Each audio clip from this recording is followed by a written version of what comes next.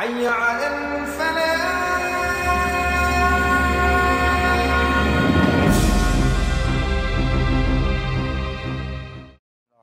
Assalamualaikum warahmatullahi wabarakatuh.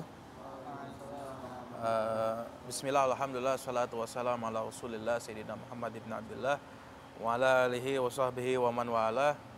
Amma ba'd.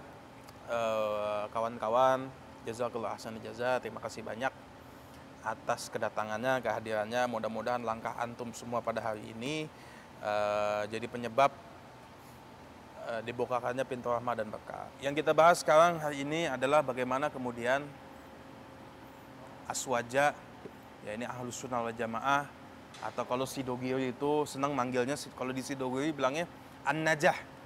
Gitu. An-najah itu ahlus sunnah wal jamaah sama aja, cuman kalau an-najah itu bahasa Arabnya adalah kejayaan.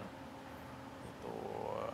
Jadi insya Allah mereka yang ikut pada thariqah, pada jalan ahlus sunnah wal jamaah, insya Allah adalah mereka-mereka yang firqatun najiyah, yaitu firqah golongan daripada orang yang selamat, daripada orang yang insya Allah Allah kasih kejayaan pada dia. Apa itu aswaja? Nah, FPI sebelumnya sebagai organisasi Islam yang sudah mendeklarasikan dirinya sebagai ormas Islam yang menjadi rumah besi aswaja. Maksudnya apa?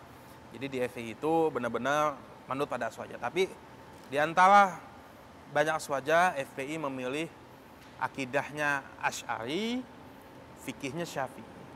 Apakah di luar yang tadi kalau akidahnya Asy'ari dan Maturidi, ada nggak mazhab akidah lain dalam Ahlus Sunnah wal Jamaah? Ada, gitu. Ya, ini mazhab Imam Abu Ja'far At-Tahawi. Gitu. Tapi kemudian yang ini pengikutnya nggak banyak, kemudian banyak, tapi karyanya masih ada. Akidah At-Tahawiyah kitabnya. Itu yang beberapa kawan-kawan salafi kemudian diambil, dijadikan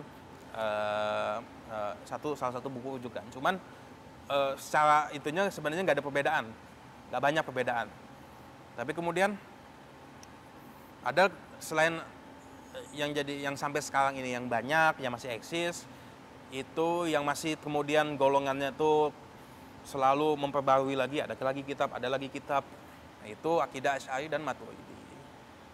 Apa perbedaannya? Bedanya dengan Asy'ari, baik Maturidi sama Tahawi, ya ini Maturidi itu yang nisbatnya itu dari Imam Abu Mansur Al-Maturidi.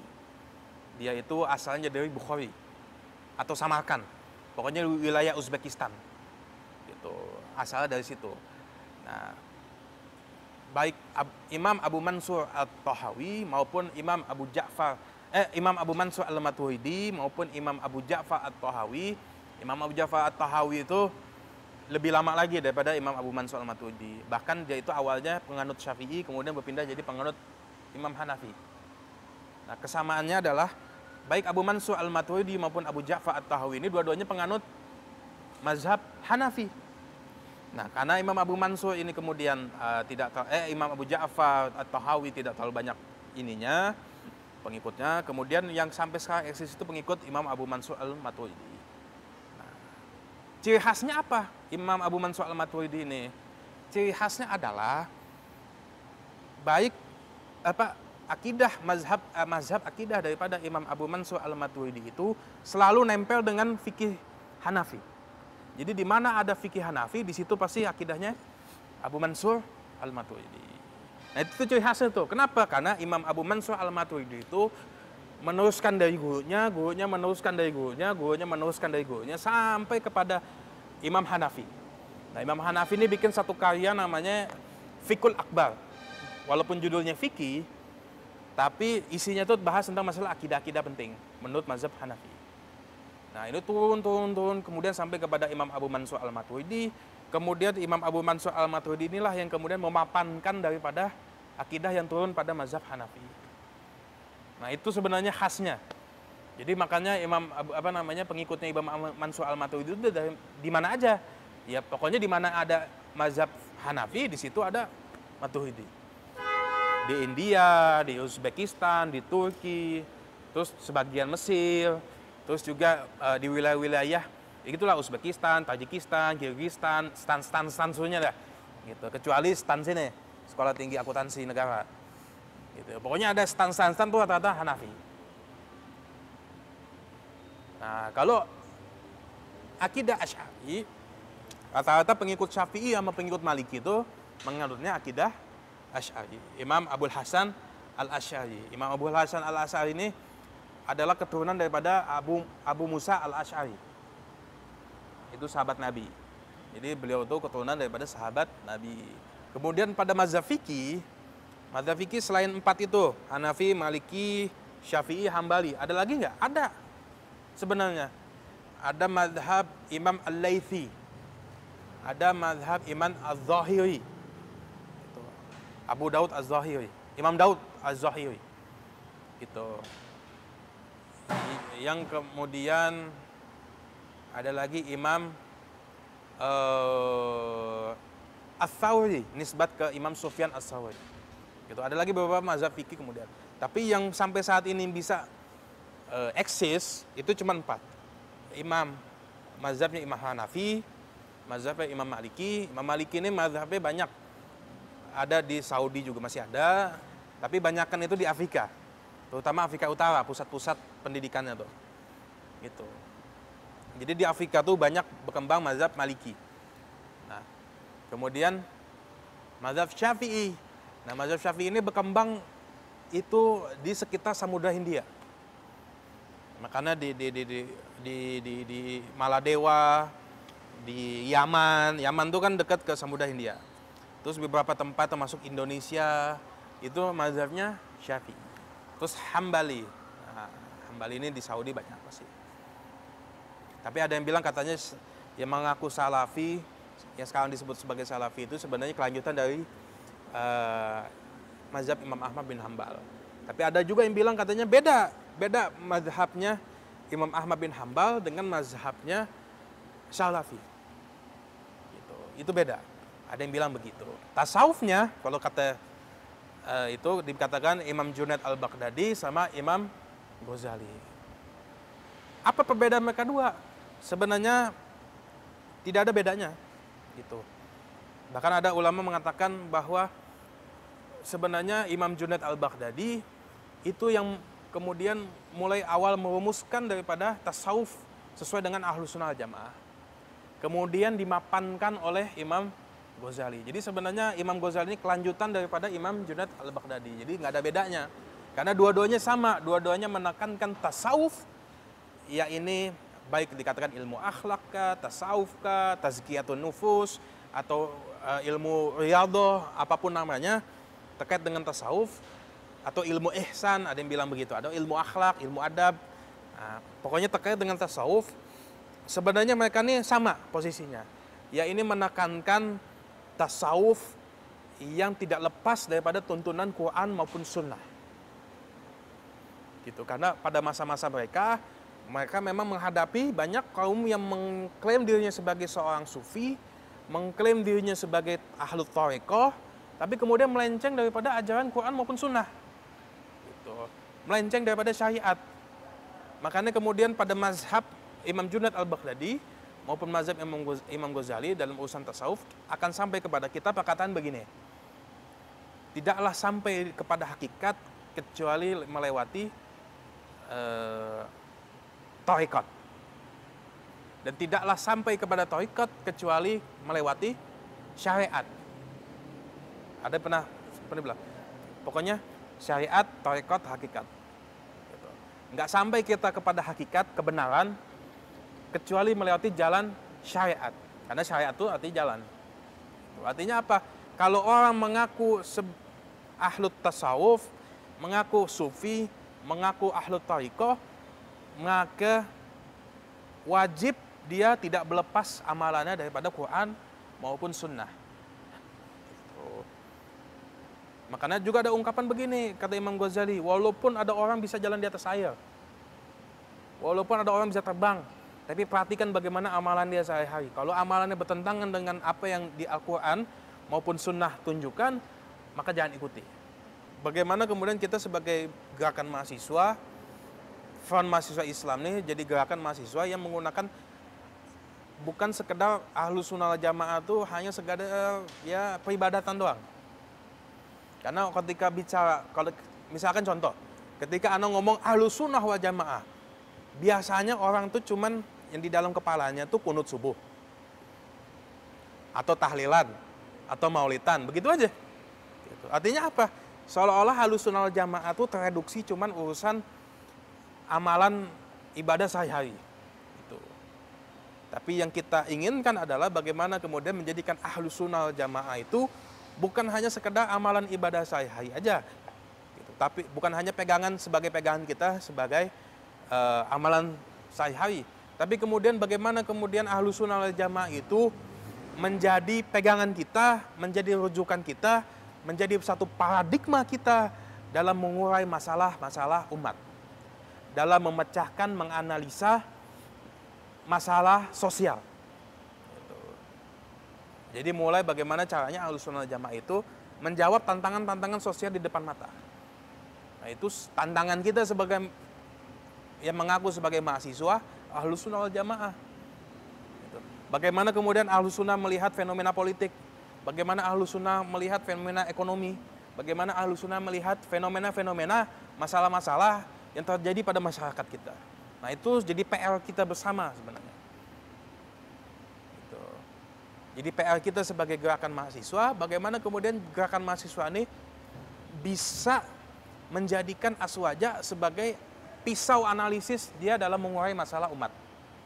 Problemnya juga gerakan mahasiswa pada umumnya juga banyak terkontaminasi paham-paham justru bertentangan dengan syariat Islam. Ambil contoh bagaimana kemudian banyak gerakan mahasiswa, tidak sedikit gerakan mahasiswa itu justru mengambil sosialisme, komunisme sebagai alat dia dalam mengurai masalah sosial. Gitu. Atau justru mengambil paham-paham liberalisme atau paham-paham sekularisme dalam mengurai masalah sosial. Ini problem sebenarnya.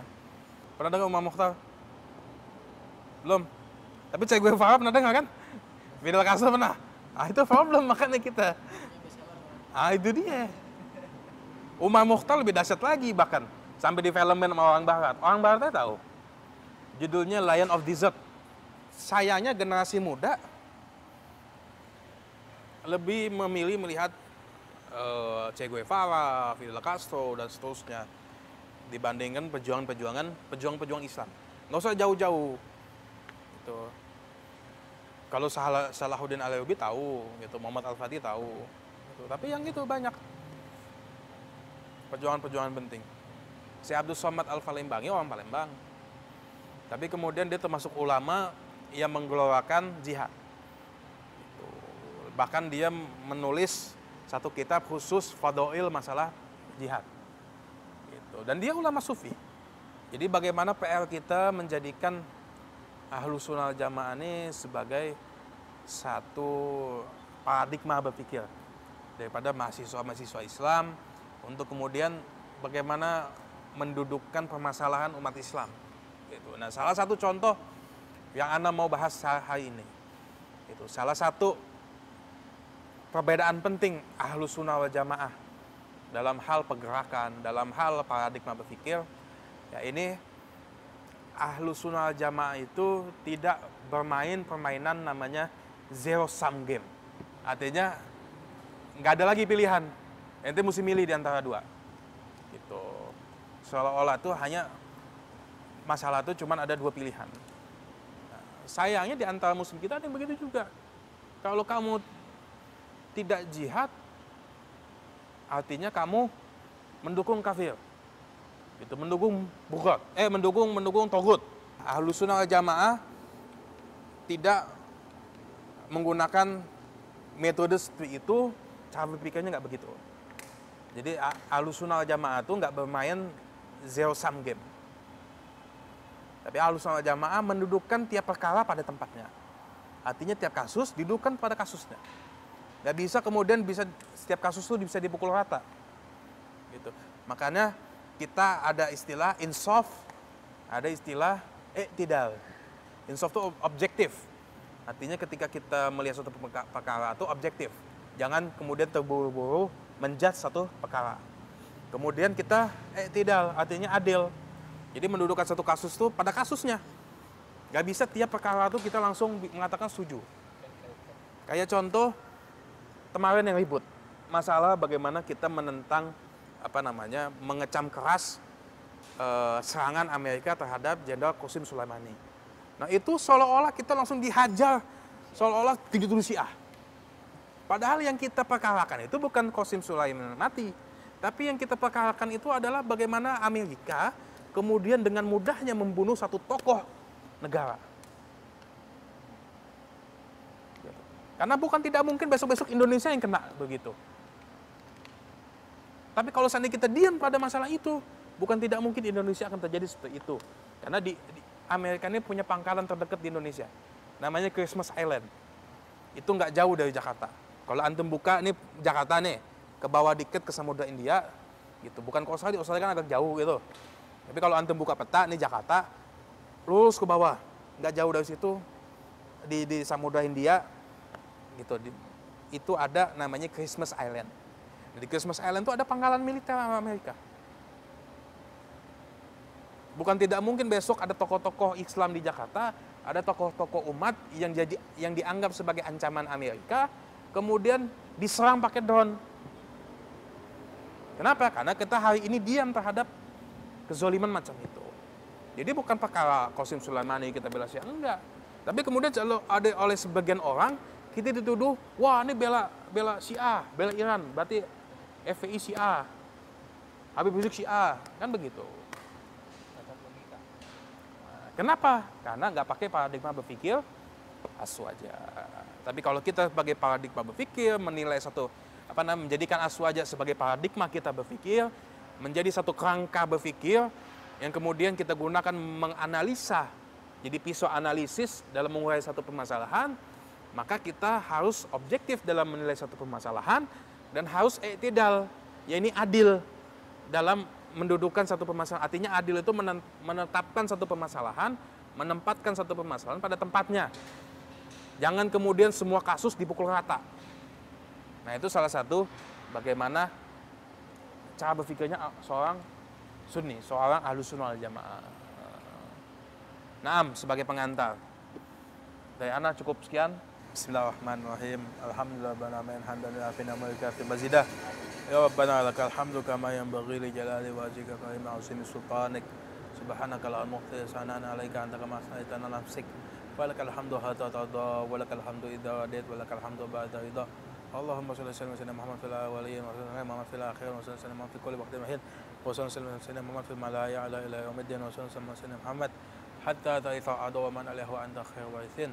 Allahumma inna nastahfiduka nastadiuka diyanana wa badanana wa anfusana wa amwalana wa ahlana wa kulla shay'in atidana. Allahumma anfasna bi fikranaka wa amanika wa yadika min kulli shay'in marid jabbarin aniyat wa di'inu wa yubaghir wa min syarri kulli syar innaka ala kulli syai'in qadir.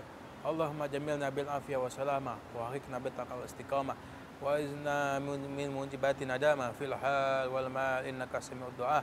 Wa sallallahu bi jalalika wa jamalika ala sayyidina Muhammadin wa ala alihi wa sahbihi ajma'in. Warzuqna kamala mutaba'atil rasul zahiran wa batinan ya arhamar rahimin ya arhamar rahimin ya arhamar rahimin bi fadli subhana rabbika rabbil izzati amma yasifun wa salamun alal mursalin walhamdulillahi rabbil alamin bil qubul.